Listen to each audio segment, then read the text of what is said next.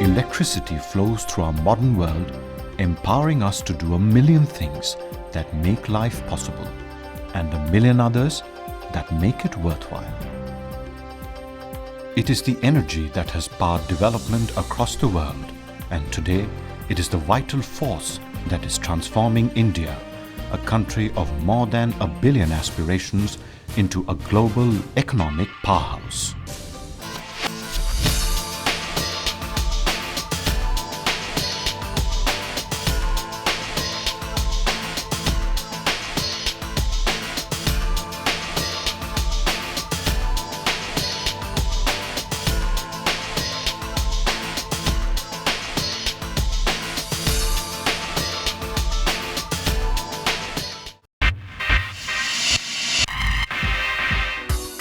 Over the last 4 decades, India has increased its installed electricity generation capacity 50-fold.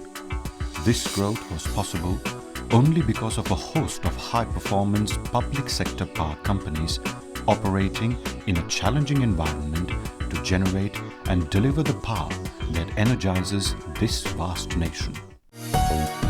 Companies like National Thermal Power Corporation (NTPC), which contributes more than 1/4 of the country's total power generation. Bharat Heavy Electricals Limited (BHEL), which provides the engineering backbone for India's power development. National Hydroelectric Power Corporation (NHPC), a giant in the hydropower sector with successful projects all over the country. Power Grid, one of the largest transmission utilities in the world, transmitting nearly half of India's total power generation across the country. The Power Finance Corporation, providing the much-needed financial muscle to develop major power projects, and the Rural Electrification Corporation, bringing the power of change to India's most remote villages and hinterlands. In the 1990s, the growing needs of a rapidly expanding economy brought the average national energy shortfall to 9%, the peak demand shortfall to 14%. The response was liberalization, the dismantling of controls, and the move towards an efficient, market-driven power sector.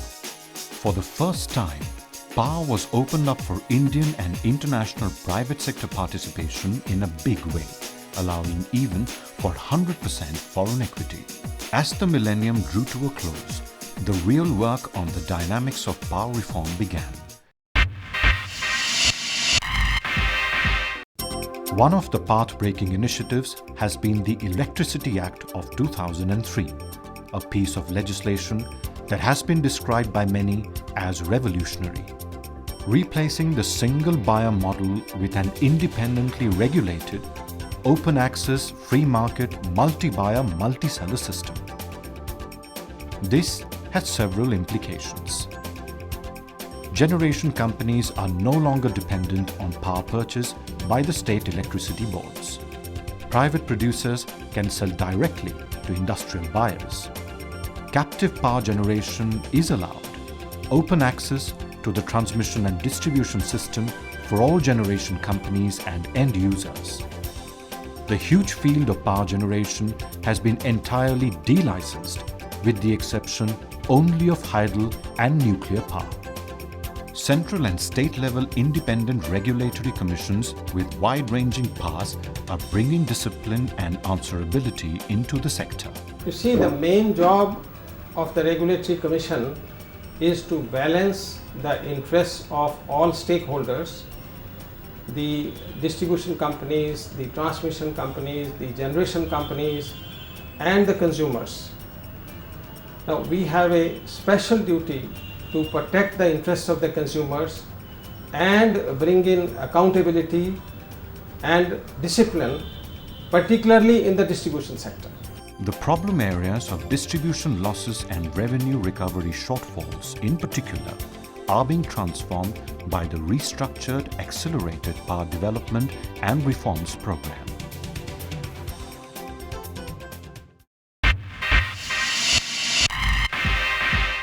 One of the areas where the impact of the new power environment can be clearly seen is distribution privatization. An example is Delhi, where private distribution companies have transformed the infrastructure as well as the consumer interface. New equipment, a fully metered network, and efficient, courteous employees backed by the latest in electronic data management and monitoring are changing the entire profile of operations. The public of Delhi were getting so restless, angry because the power cuts were 8 hours long, 10 hours long. And there were only two options. The option was to continue as usual, try and improve the old organization, which obviously was incapable of being reorganized, or to give it into private hands. The most important learning from this whole exercise and experience of 7 years of unbundling and privatization of power sector in Delhi is that if a transparent and correct process is followed, then in the long run it's better for the electricity sector to be run by the private sector, and which should be very well chosen based on a good competitive criteria, so that the efficiencies which they bring in can be passed on to the consumers in terms of better services, stabilized tariff, and continuity of power supply. We have spent almost $1 billion in upgrading the network of Delhi, and this has been done across the entire gamut of building grid stations, building receiving stations, substations, changing of cables, switch gears, automating everything, building a world-class SCADA network. We built in a lot of automation into the system. So we have now the state-of-the-art information technology systems. So we have the full ERP, SAP system working across the company, across all the facets of the businesses. We have leapfrogged rather than go from improvement in stages. We jumped from the really old ages into the world-class network. Before the unbundling, the government was investing and contributing in this sector to the tune of around $400 million per annum. After unbundling, so far the government has not contributed anything, because the efficiencies which have been brought in by reduction in aggregate technical and commercial losses has funded for the upgradation of the system and for purchase of power to be supplied to the consumers. So I think now we've reached a point where not only is Delhi surplus in power, but it is also able to buy power at cheaper rates because there's trading now in power. The new climate can also be seen in the many private sector power generation projects that have taken off in recent years. Major players have eagerly embraced the new opportunities in power generation.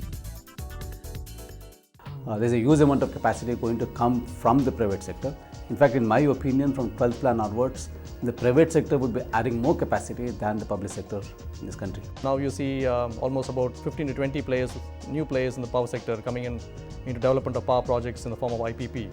So it'll make a significant difference for the power sector. There are many opportunities now available in India, and I think the pie is so large. Whatever number of players you bring in, the pie is so large that we don't need to worry. There's enough business for everybody. The complexity of creating power assets in India is becoming simpler, thanks to a very strong regulatory framework that is being implemented as we speak on a day-to-day basis, with very clear, transparent rules for all players. And I think this is the direction in which, if India continues to move, it will attract greater and greater investment from firms like ours. Up to 10th plan, in the power sector, the investment from the private was not more than 10% or so. But today it is more than 60%. And we see a big change in investor attitudes towards India and its power sector in particular. A spate of recent IPOs of both public and private sector power companies have been major successes in the stock markets. At Power Finance Corporation, we came up with its initial public offer in February 2007, which was well received by the market, and it was oversubscribed by 77 times, which is a record for any public sector company till date. The generators today can manage their power projects very independently. They can access capital from investors across the globe, and because the projects have become viable, as I said, the realizations mechanism has become very streamlined. You can enter into PPAs, you can have CRC regulated arrangements where you are given a minimum return on equity and you can sign up for projects on that basis.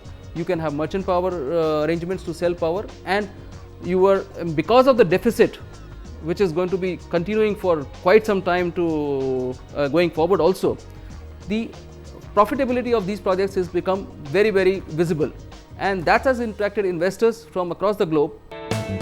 As the second wave of power reforms shows significant signs of success, several major new initiatives are underway. 14 ultra-mega power projects of 4,000 megawatt each have been announced that will go a long way towards bridging the energy gap. Special purpose vehicles, or SPVs, make these projects truly hassle-free for investors. Experience of private sector has been normally the development period is longer than the actual construction period. It was taking very long time to develop a project. The concept of ultra mega power project is that the government of India would do the development of the project. It brings to a particular shape, then hands it over to the private sector. Therefore, it's cutting short the significant amount of development period on this. It creates a shell company, it takes most of the clearances, it does significant amount of land acquisition process on this, and then invites a bidding for these projects. So a significant amount of 3 or 4 year period of work has already been done by Government of India, and even thereafter Government of India would handhold you whenever there are problems in implementation of ultra mega. I think this concept wise, this is one of the best concepts which we have introduced in this country in the power sector. Each power project consists of 4,000 megawatt, about $4 billion. Other opportunities include coal-based plants at pitheads or coastal locations, natural gas or CNG-based power plants at load centers, hydel power projects to generate 150,000 megawatts, the renovation and modernization of existing thermal and hydropower plants, and transmission network ventures for an additional 60,000 circuit kilometer by 2012. Private sector participation with 100% foreign equity is permitted in all these opportunities. The total value of these projects is about $150 billion over a 5-year horizon, one of the largest infrastructure investment opportunities in the world. That is to say nothing of the opportunities for executing projects globally, an area where Indian experience and expertise can have great value. Having developed and operated gas-based plants, and even coal-based plants now, and even hydro-based plants, and even some of the biomass-based plants, and operating some of the windmill assets. So this is a wide portfolio which we have been exposed to over the last literally say 10 years. So this gives a lot of confidence in handling sector in any part of the world. The new policies and projects also stand to benefit rural India in a big way. With the Electricity Act authorizing delicensed, standalone rural power generation and distribution by village councils, NGOs and other local organizations, rural India is being empowered to achieve self-sufficiency in meeting its power needs. The Rural Electrification Program catalyzes this process by setting targets, providing incentives and facilitating activities. Nuclear energy is hardly a new area for India, but it is an area that is poised for major growth. With new agreements signed with United States, France and Kazakhstan, and new framework for agreements with Canada and the United Kingdom being evolved, this sector should play a larger role in India's power profile in the coming years. Well, we're very excited that the United States and India could reach a historic agreement on civil nuclear power, and American nuclear companies are anxious to participate with their Indian counterparts in the expansion of India's nuclear power sector.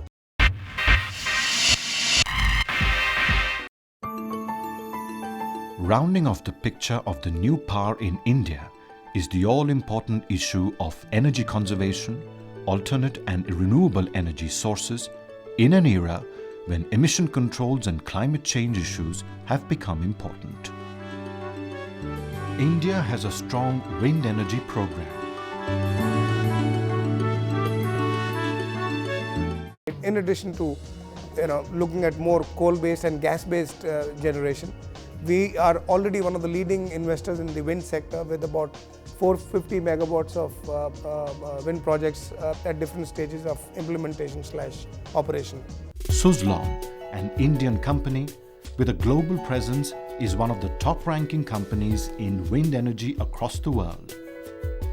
The country has also launched the National Solar Mission for harnessing solar energy with an addition of 20,000 megawatt of solar power by 2022.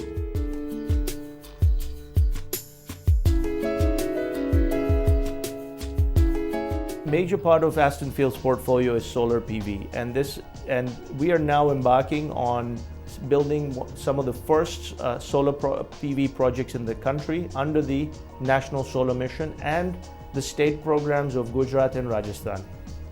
I believe that Aston Field will have a portfolio of over 100 megawatts within the next 24 months on photovoltaic, which will make us one of the largest solar IPPs in the world.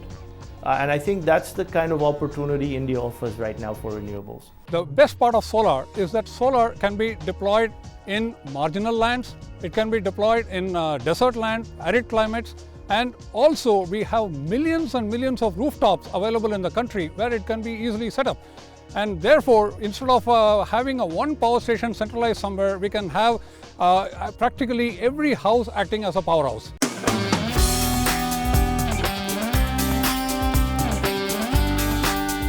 Moser, another Indian company, is a significant global player in solar photovoltaics with state-of-the-art manufacturing facilities.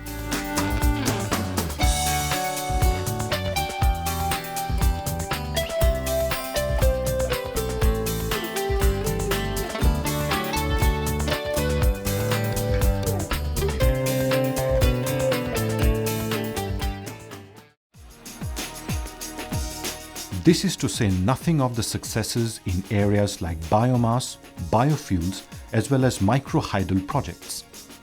Alternative energy in India is set to go mainstream. Besides developing renewable alternatives for power generation, India is investing substantially in campaigns to raise awareness. As the message of energy conservation goes out to millions of Indians through these high-profile campaigns, consumer behavior is beginning to change. Even for the upwardly mobile urban middle class, appliances rated for power efficiency are now the norm. Supplementing all this is the development of infrastructure for coal washeries, with clean coal now becoming a mandatory requirement for all producers.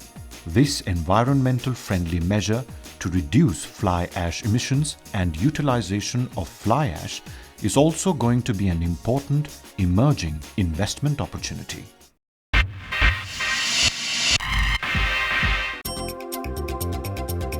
As we move towards the future, we are also looking at power transaction services that maximize market efficiency. India is one of the international pioneers to have made power a tradable commodity, with its own dedicated power exchange adjusting prices hourly through competitive bidding in the open market. The energy exchange is a marketplace, a competitive marketplace for buying and selling electricity like any other commodity. In India, the power exchanges are for physical delivery basis. So one can buy and sell power even as low as 1 megawatt, even for 1 hour, any time of the day. The market linkages are being matched by physical links in the actual infrastructure. Today, power in India can move freely to where it is needed, when it is needed. By developing a synchronous unified national grid, India is building a unique flexibility to to link suppliers to consumers across the entire length and breadth of the country. Like the pursuit of alternative energy sources, this has important implications for energy security. Energy security for India is really about seeing the bigger picture of power. With electricity demand expected to double in the near future, the need is to develop a holistic vision of energy. A vision that maximizes energy security while addressing climate change issues by integrating India's diverse energy options. India is unique in the geographical diversity of its resources. A diverse and abundant resource base empowering development beyond our imagination. Assured, sustainable and powerful development that will transform the lives of all people and create a global benchmark. As India moves rapidly to its rightful position of being a global economic power in Asia, the power sector is charged up with an energy quite unlike anything in its creditable but checkered past. The new economy has matured from its tentative start into a confident reality. And in this vibrant market-driven economy, the transformation of the power sector is really a transformation of the entire country, an empowerment unlike anything ever seen before.